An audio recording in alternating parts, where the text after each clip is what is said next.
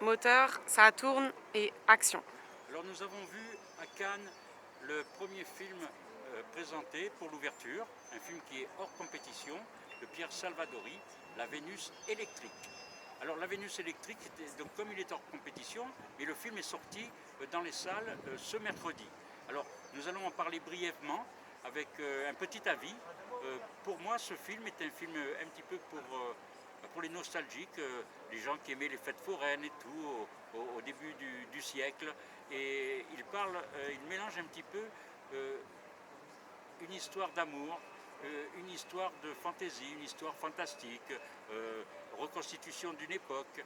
Et c'est vrai que les images sont belles, il soigne son film, et dans ce film-là, il réunit un petit peu les thématiques qu'il a pu exploiter dans ses films précédents. Et donc, c'est un film qui est agréable à regarder, une belle photographie, surtout les comédiens Anaïs, déjà j'ai oublié son nom, donc... Desmoustiers. Hein? Anaïs Desmoustiers. Voilà, Anaïs Desmoustiers, voilà, il faut me souffler, heureusement que j'ai ma caméraman qui est Laura cette année, qui est là pour me rappeler des choses. Alors oui, donc elle est fabuleuse dans son rôle de femme, et toutes les femmes, et quand vous verrez la conférence de presse du Festival de Cannes, tous les personnages ont un double rôle, c'est-à-dire ce sont des comédiens qui jouent la comédie. Hein, ils s'inventent des rôles dans ce film-là par rapport à l'amour, à la trahison. Voilà, donc c'est quelque chose qui moi, m'a interpellé par rapport aux propos. Parfois, les scènes sont un peu trop répétitives à mon goût. Ça, c'est mon goût personnel. Mais c'est vrai que ce film-là se laisse voir. Et en même temps, c'est le ton de la comédie. Et les comédiens comme Gilles Lelouch, Vimalia Pons et puis Pio Marmaille, eh bien, déploient avec subtilité l'humour de Pierre Salvadori. C'est ça qui est bien parce que c'est pas de l'humour au premier degré, c'est un humour que l'on apprécie si on écoute bien les dialogues et si on voit bien les attitudes aussi des personnages. Donc voilà, on passe un bon moment, c'est pas un grand film, mais moi je vous le conseille donc pour voir un petit peu, pour ceux qui aiment Pierre Salvadori et qui ont aimé sa filmographie, c'est bien, pour lui c'est une consécration aussi de faire l'ouverture au Festival de Cannes.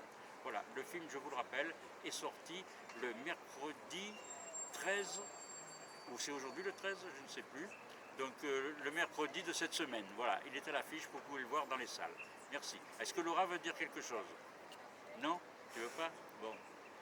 Il faut dire qu'on n'a pas le même âge. Elle n'a pas apprécié complètement le film, mais c'est pas grave. À Cannes, on confronte les idées. Donc on en a discuté, et donc c'est vrai qu'on n'aime pas tous les mêmes films. Et c'est pour ça qu'il y a parfois un palmarès qui va être donné samedi prochain, qui va contenter certaines personnes, mais peut-être pas d'autres. Mais en tout cas, c'est ça le Festival de Cannes, c'est la confrontation des idées et voir des différents cinémas. Voilà, donc tous les jours on se retrouvera pour les avis des films que l'on a vus. Cet après-midi on va voir un film qui s'appelle Le Match, un célèbre match qui a été joué pendant une Coupe du Monde je crois avec Maradona.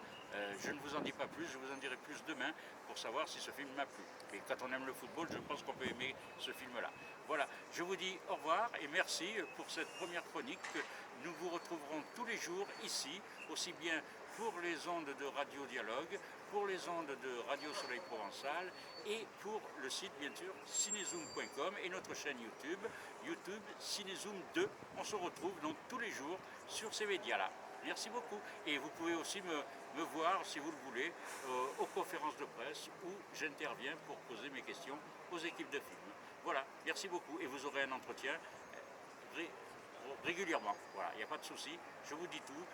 Laura fatigue parce que là elle n'a pas mis le trépied, donc elle a les bras qui se reposent. Donc merci beaucoup à Laura qui cette année m'accompagne au Festival de Cannes.